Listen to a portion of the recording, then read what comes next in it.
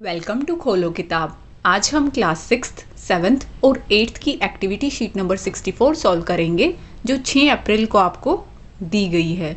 ऊपर यहाँ आप अपना नाम लिखेंगे, यहाँ जो भी आपके टीचर हैं उनका नाम लिखेंगे।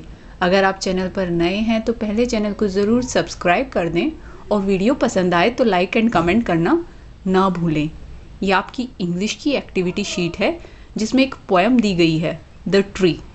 पोएम से पहले हम रीडिंग इंस्ट्रक्शंस देख लेते हैं, कैसे आपको ये पोएम रीड करनी है। ये जो कविता आपको दी गई है, let your voice reflect the tone of the poem, कि पोएम की जो टोन है आपकी आवाज़ में भी उसी तरह की टोन होनी चाहिए। डोंट रीड टू फास्ट, ज़्यादा जल्दी जल्दी ना पढ़ें।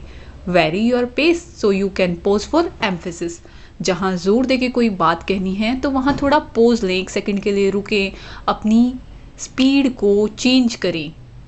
VARY, वेरी मतलब चेंज करें, और पेस मतलब स्पीड, जो आपकी पढ़ने की स्पीड है। Listen to the audio link of the poem attached in the sheet, और इस शीट के साथ जो आपको एक ऑडियो लिंक दिया जाता है जिसको आप स्कैन करके उस फाइल को डाउनलोड करके सुन सकते हो, तो वो भी आप ट्राई करो कि जो स्कैन कोड लास्ट में दिया होगा पोएम के नीचे उसको स्कैन करके या उस पर डायरेक्ट क्लिक करोगे तो आपके फ़ोन में ऑडियो फाइल डाउनलोड हो जाएगी, इस पोएम को सुन सकते हो। क्या पोएम है? The tree. एक पेड़ के ऊपर पूरी पोएम दी गई है कि कैसे बच्चे बता रहे हैं कि उनके फादर ने एक पौधा लगाया था, वो उसकी बहुत देखभाल करते थे। लास्ट में फिर जब उन्होंने इतनी देखभाल करी तो उस पेड़ ने भी बदले में उन्हें कुछ दिया। क्या दिया वो हम आगे देखेंगे, और कैसे देखभाल की वो भी हमें इस पोएम के अंदर ही बताया गया है। स्टार्ट करते हैं। Next to the track beside our house dad planted a gulmohar, कि उनके घर के ट्रैक मतलब जैसे साइड वाला पाथवे कह सकते हो आप, उस ट्रैक पर जो नैरो रोड, बिल्कुल पतला सा रोड या रास्ता साइड से जा रहा होता है उनके घर के साइड से, वहाँ उनके फादर ने क्या लगाया? गुलमोहर का पेड़। गुलमोहर का पेड़ आप लोगों ने देखा भी होगा सड़क किनारे कहीं कहीं, या हो सकता है किसी की गली में ही हो ऐसा गुलमोहर का पेड़। बहुत ज़्यादा उस पर फूल खिलते हैं लाल लाल रंग के, और कई बार तो नीचे रोड पे भी इतने ज़्यादा गिर जाते हैं, उसकी छाया भी बहुत अच्छी मिलती है। उस पेड़ की बात हो रही है इस पूरी एक्टिविटी शीट में। We tended it, we watered it, it wanted more and more, कि जो उनके फादर ने गुलमोहर का पेड़ लगाया था, हमने उसको टेंडेड मतलब उसकी देखभाल की, उसको प्रोटेक्ट किया, उसकी केयर करी, उसको पानी दिया, और उसको और ज़्यादा की ज़रूरत होती थी, उसका और ज़्यादा ध्यान रखना पड़ता था, और ज़्यादा पानी की ज़रूरत रहती थी उसे। When first its little shoots of green spread across the boughs, and some of us said, "Wow, its branches were so low, we drove the goats away and cows." क्या बताया कि जब वो शुरू में पौधा लगाया, बिल्कुल छोटा सा लगाया था, तो उसकी लिटिल शूट्स हरे रंग की छोटे छोटे बर्ड्स से आने स्टार्ट हुए। पूरी उसकी बॉस बोलते हैं जो मेन ब्रांच कह सकते हो, जिसपे छोटे छोटे बर्ड्स आने, नए नए पौधे में जैसे आते हैं वो आने स्टार्ट हुए। तो हम सबको बहुत अच्छा लगा। हमने क्या कहा? हमने क्या कहा? वाओ। और फिर धीरे धीरे उसकी ब्रांचेस, छोटी छोटी ब्रांचेस होती थी।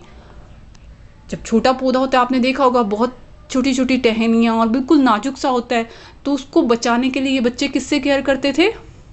बकरी वगैरह, गाय वगैरह कोई आके उस पौधे को खा ना ले, तो ये बच्चे उनको दूर करते रहते थे, बकरियों को, गाय वगैरह को, क्योंकि बहुत ही छोटा पौधा था।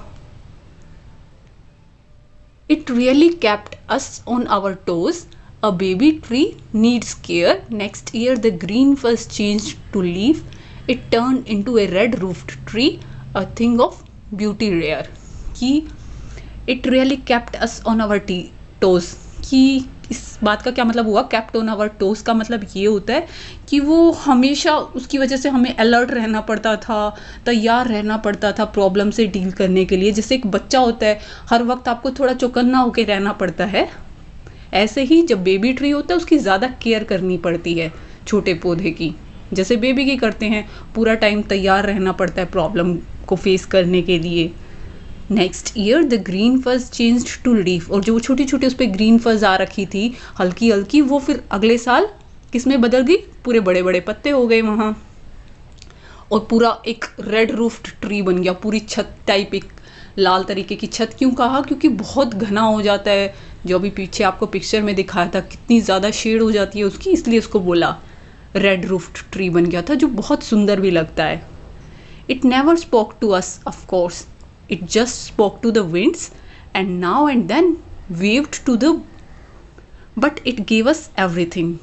कि ये कभी हमसे बातें तो नहीं करता था, पेड़ बातें नहीं करते, पर वो हवा से बातें करता था। हमसे बातें नहीं करता था, हवा से बातें करता था। हवा चलती थी, वो हिलता था, वेव करता था, लेकिन उसने हमें सब कुछ दिया। गिव अस एवरीथिंग मतलब उस पेड़ ने हमें बहुत कुछ दिया है, सब कुछ दिया है। क्या क्या दिया है वो नीचे इस पैराग्राफ में आपको बताया है, इस स्टेंजा में आपको बताया है, सॉरी पोएम में स्टेंजा बोलते हैं हम लोग। जब स्टोरी वगैरह होती है, कहानी वगैरह, उसमें हम पैराग्राफ बोलते हैं, लेकिन पोएम के अंदर क्या होता है, स्टेंजा। और पोएम क्यों होती है, क्योंकि उसमें राइमिंग वर्ड्स होते हैं, track, back, care, tree, rare, ऐसे इनमें राइमिंग होती है। अब क्या दिया ये यहाँ बताया हुआ है, it's falling flowers and its shade they covered half the track, कि उससे जो फूल गिर रहे थे और उससे जो छाया मिल रही थी उसने आधे ट्रैक को कवर कर रखा था। इतनी ज़्यादा छाया दे रहा था और नीचे इतने फूल ही फूल गिरे रहते थे। It sheltered us from sun and rain, और उसने हमें किससे बचाया, धूप से बचाया और बारिश से बचाया एक तरीके से। यहाँ लिखा भी था ना कि रेड रूफ्ड हो जाती है तैयार एक तरीके से, तो जब ज़्यादा गर्मी होती थी उसकी छाया में चले जाते थे, बारिश हो रही थी तो भी थोड़ा उसके रेन से कुछ हद तक तो प्रोटेक्शन मिलती है पेड़ के नीचे। The tree had paid us back, तो ट्री ने हमें वापस से पे कर दिया इन द सेंस कि उन्होंने जो उसकी बचपन में इतनी देखभाल की थी, इतनी केयर की थी, बकरी से, काव वगैरह से बचाया था, क्योंकि बहुत छोटी छोटी टहनियाँ होती थी, बहुत नीचे होती थी, तो कोई भी बकरी या गाय आके उसको खा सकती थी। वो लोग उसको बचाते थे, पानी देते थे, और लास्ट में फिर उस पौधे ने उन्हें शेड प्रोवाइड करी, शेल्टर प्रोवाइड किया सन से और रेन से। ये पोएम किन्होंने लिखी है वो आपको यहाँ बताया गया है, केकी एन दारूवाला। ये QR कोड है, चाहो तो आप किसी और फ़ोन से इस QR कोड को स्कैन कर सकते हो।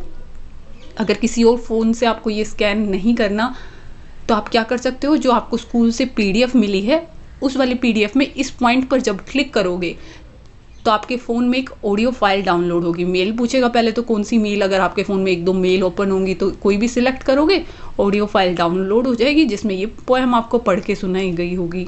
अब सजेस्टेड एक्टिविटीज़ देख लेते हैं।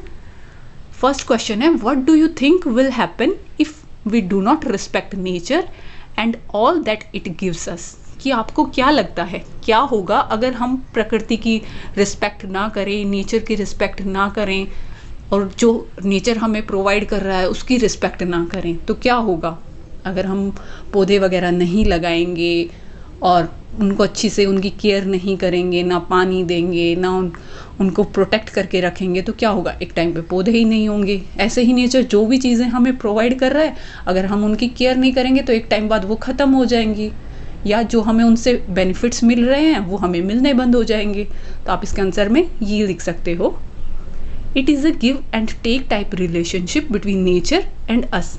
सभी के बीच में एक इसी तरह का रिलेशन होता है कि आप कुछ करोगे तो वो बदले में आपके लिए कुछ करेगा, आप उसकी नेचर की देखभाल करोगे तो नेचर आपको बहुत सारे गिफ्ट्स देगा। If we stop giving respect और care to nature, it will also stop giving us all the gifts like food, shelter, shade, water etcetera.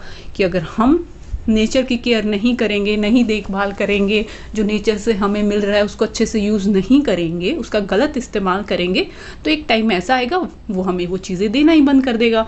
क्या क्या मिलता है हमें नेचर से, बहुत सारे गिफ्ट मिलते हैं नेचर से, प्रकृति से भोजन मिलता है। जैसे पौधों की बात थी, इस पोएम के अंदर ट्री की बात थी, तो अगर सिर्फ ट्री का भी देखें हम, नेचर ने बहुत कुछ दिया है, बट फिलहाल अगर ट्री का देखें तो ट्री से हमें फूड भी मिलता है ना, फल मिलते हैं, सब्जियां मिलती हैं ट्रीज से, वो सब नहीं मिलेंगे, शेल्टर नहीं मिलेगा, लकड़ी हमारे कितने काम आती है, फूड जो प्लांट्स से हमें मिलती है, या फिर वैसे भी प्लांट्स से हमें कितनी शेड मिलती है, छाया मिलती है, ऑक्सीजन मिलती है, और बारिश भी पेड़ों की वजह से आती है, तो वो चीज़ें भी हमें नहीं मिलेंगी ना। अंडरग्राउंड वाटर फिर उतना रहेगा जो हम इस्तेमाल कर रहे हैं, बहुत लॉस होगा हमारा। There will be no shade, no food, no oxygen, no rain, no underground water without trees, है ना। पेड़ों की वजह से कुछ भी नहीं होगा, और ना ही हमें बर्ड्स देखने को मिलेंगे जो इतने पक्षी होते हैं इन पेड़ों के ऊपर घोंसले बनाते हैं। अभी मैं सिर्फ पेड़ों की बात कर रही हूँ जो नेचर से हमें मिले हैं, बाकी तो बहुत कुछ नेचर से मिला है, वो सब भी हमें मिलना बंद हो जाएगा। यहाँ स्पेशली मेंशन नहीं किया किसकी बात हो रही है, पर पोएम ट्री के लिए थी तो ट्री के रिगार्डिंग ही हमने आंसर लिख दिया कि ना घोंसले होंगे पक्षियों के, ना हमें वो पक्षियों की जो चहचहाहट सुनाई देती है पेड़ों के ऊपर वो सुनाई देगी अगर पेड़ ही नहीं होंगे। नेक्स्ट सेकंड क्वेश्चन क्या है, हाउ डिड द ट्री पे the poet back for all his love and care, कि कैसे उस पेड़ ने वापस पे किया, वापस उसको दिया जो उन्होंने किया था, उस पोएट ने पेड़ के लिए किया तो बदले में फिर पेड़ ने क्या किया था, जितनी भी लव और केयर इस कविता के कवि ने उस पेड़ को दी तो उसके बदले में क्या मिला उसे, वही आपको बताना है। वो लिखा हुआ था ना आंसर में, यहाँ इस पैराग्राफ में आपको बताया था लास्ट वाले में कि शेड मिली थी, साथ के साथ शेल्टर मिला था सन से और रेन से, तो यही आंसर लिख दिया। It provides them shade and sheltered them from sun and rain. Next third question क्या है, everyone likes to be surrounded by nature and relax under a shady tree, कि हर कोई पसंद करता है नेचर को, अपनी आसपास की प्रकृति को रिलैक्स करना पसंद करता है किसी छायादार पेड़ के नीचे। ए पार्क और गार्डन हैज़ मैनी ट्रीज, और आपने देखा होगा पार्क के अंदर या गार्डन वगैरह में बहुत पेड़ होते हैं। विजिट योर नेबरहुड पार्क और स्कूल गार्डन, अपने पास के किसी पार्क में जाएं या स्कूल के गार्डन में जाएं और वहाँ से क्या करना है, collect some leaves that trees have shade, आपको कुछ पत्ते इकट्ठा करने हैं जो पेड़ों से गिरे हों, आपको पेड़ से तोड़ने नहीं है, उस पेड़ के नीचे आपको एक दो पत्ते गिरे मिलेंगे तो उनमें से एक एक पत्ता ले लेना हर पेड़ का, अलग अलग पेड़ से। Try to find their common names and paste them in your notebook. Teacher और पेरेंट्स गाइडेंस रिक्वायर्ड, कि आपको क्या करना है, जिस भी पेड़ के नीचे से आप पत्ता पिक करो, या तो आपको उस पेड़ का नाम पता है बहुत अच्छी बात है, या आप किसी से पूछ सकते हो कि जामुन का पेड़ आपके आस पड़ोस में पार्क में है या गली में है कहीं भी है, उसका एक पत्ता ले लिया, पेड़ से नहीं तोड़ना, लिखा हुआ है ना दैट हैव शेड, जो गिरा हो वहाँ, और फिर उसको अपनी नोटबुक में पेस्ट करना है, उसका नाम लिख देना है जिस भी पेड़ का आपने पत्ता लिया हो। 3-4 ऐसे पत्ते कलेक्ट करें और नाम भी लिखें उस पेड़ का जिस पेड़ से लिया हो। जैसे आप कई सारे अलग अलग तरह के पत्ते, सबके सेम तो नहीं होते ना हर पेड़ के, अमरूद के पेड़ का अलग होगा, आम के पेड़ का अलग होगा, जामुन के पेड़ का अलग होगा, नीम के पेड़ का अलग होगा। ऐसे ही आपने कुछ कलेक्ट किए पत्ते और उनके साथ में नाम भी लिखने हैं कि हाँ ये वाला आम के पेड़ का पत्ता है, ये ऐसा सा दिखता होगा, वो नीम के पेड़ का, जिस पेड़ का पत्ता हो उसके सामने उसका नाम लिख दे। पीपल के पेड़ का हो सकता है आपने लिया हो, बैनियन के ट्री का लिया हो, गवावा अमरूद के पेड़ का लिया हो, आंवला के पेड़ का लिया हो, या फिर और भी बहुत से पौधे होते हैं, जो भी आपके आसपास पौधे हों उन्हीं के पत्ते लें और उन्हीं का फिर नाम लिख दें, अपनी नोटबुक में पेस्ट करें उस चीज़ को। इसी के साथ ये एक्टिविटी शीट आपकी कंप्लीट हुई। मिलते हैं नेक्स्ट वीडियो में अगली एक्टिविटी शीट के साथ।